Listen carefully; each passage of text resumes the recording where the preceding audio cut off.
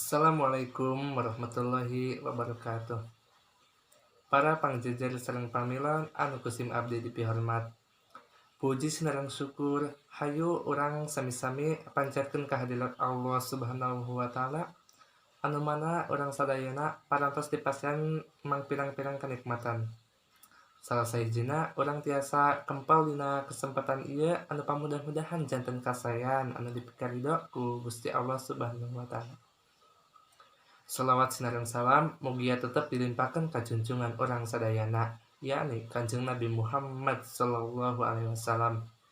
Teu hilap kangge kulawargina ka para sahabatna. Pamudah-mudahan urang sadayana dipasihan syafaat ti anjeunna dijaga di yaumil akhir. Amin ya Allah ya rabbal alamin. Nepangkeun wasta abdi Asep Farhan, kelas 11 MIPA 8. Abdi ngagem pancen janten panembut catur. Teu hilap ngahaturkeun rewu nuhun ka para pangjejer sareng pamilon anu parantos hadir dina kempelan ieu kanggo medarkeun sareng ngadiskusikeun ngeunaan sakola daring. Ku kituna kanggo nyinggetkeun waktos, hayu urang membuka ieu sawala ku aosan basmalah sasarengan. Bismillahirrahmanirrahim. Sataacan nincak kana acara nu salajengna, sim abdi bade nepangkeun para pangjejer anu bade ngadugikeun kumandangna.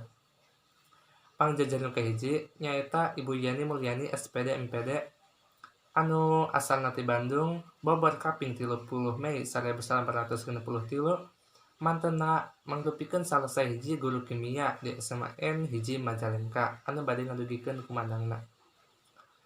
Hatur nuhun Ibu Mulyani anu parantos hadir dina kempelan ieu. Pangjejer nu kadua nyaeta Bapak Dr. Andes Nono Haryono SPD anu asalna ti Majalengka, bobor kaping 15 April 1865, mantenna mangrupikeun salah sahiji guru di SMA N hiji Majalengka. Hatur nuhun Bapak Nono parantos hadir. Para hadirin, supados urang leuwih neleman kana naon jejer anu bade dibahas ku urang, hayu urang regepkeun kumandang ti para pangjejer. Sumangga ka Ibu Yani Mulyani kanggo ngadugikeun kumandangna. Hatur nuhun ka Ibu Mulyani parantos ngadugikeun kumandangna. Sae pisan naon anu didugikeunna. Nurutkeun mantenna, sakola daring ieu mangrupikeun salah sahiji cara anu efektif numutkeun dina kaayaan pandemi ieu.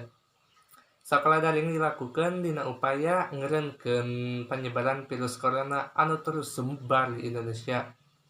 Siswa kedah terus nampi pendidikan sanajan dina kaayaan pandemi ieu. Ayeuna hayu urang lajengkeun wae ieu sawala. Kanggo Dr. Andes Bab Nono Haryono dihaturanan kanggo ngadugikeun kumandangna. Hatur nuhun ka Bapak Nono Haryono anu parantos ngadugikeun kumandangna. Nurutkeun mantenna, sakola daring ieu ngagaduhan seueur pisan kakuranganna.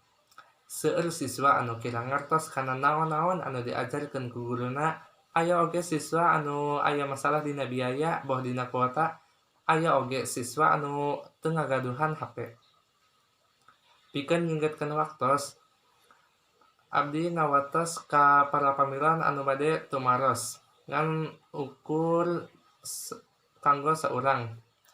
Dina ngadugikeun patarosanana kedah ngacungkeun pandanganna serta nyebatkeun saha namina. Hatur nuhun ka Azmi Muhammad Dahlan anu parantos ngadugikeun patarosana. Patarosan anjeunna kirang langkung ngeunaan kumaha carana ngungkulan kakurangan sakola daring ieu. Disumanggakeun ka Bapak Nono Haryono kanggo ngawaler patarosan ti Asmi.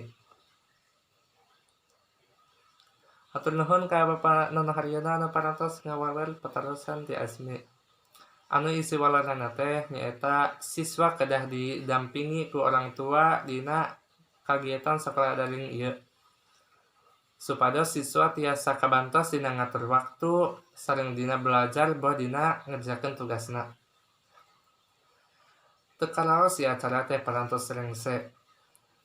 Alhamdulillah urang dipasihan kalancaran dina ngalaksanakeun acara sawala ieu.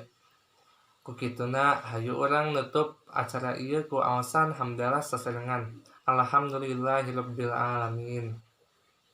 Abdi salaku panembut catur nyuhun ngahaturkeun hapunten anu kasuhun pilih aya cariosan anu kirang merenah atawa nyinggung kana manah para hadirin sadayana. Mung sakitu anu kapihatur hatur nuhun kana perhatosan hadirin sadaya. Wassalamualaikum warahmatullahi wabarakatuh.